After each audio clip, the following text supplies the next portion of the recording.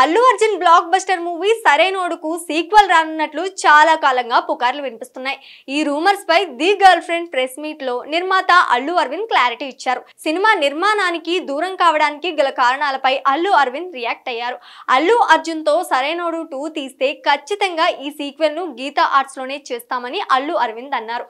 400 నుంచి 500 కోట్ల వరకు ఖర్చు పెట్టి అల్లు అర్జున్ రామ్ చరణ్ లతో సినిమా తీయాలని ఉంది.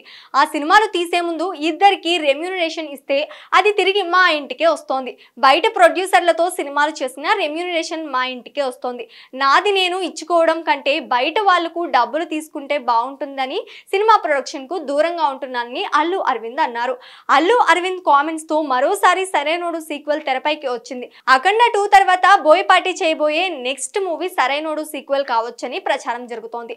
అల్లు అర్జున్ హీరోగా బోయపాటి శ్రీను దర్శకత్వంలో 2016లో రిలీజ్ అయిన సరైనోడు బిగ్గెస్ట్ బ్లాక్ బస్టర్ గా నిలిచింది. ఈ సినిమాలో బన్నీ ఎలివేషన్స్, హీరోయిజం అభిమానులను ఆకట్టుకున్నాయి. 50 కోట్ల బడ్జెట్ తో రూపొందించిన ఈ మూవీ 120 కోట్లకు పైగా వసూళ్లను రాబట్టింది.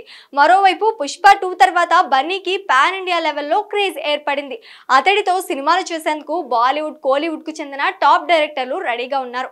వారందరినీ పక్కన పెట్టి బోయపాటి శ్రీను సినిమాకి బన్నీ గ్రీన్ సిగ్నల్ ఇస్తాడా అన్నది కూడా ఆసక్తికరంగా మారింది. ప్రస్తుతం అట్లీతో ఓ సినిమా చేస్తున్నాడు అల్లు అర్జున్.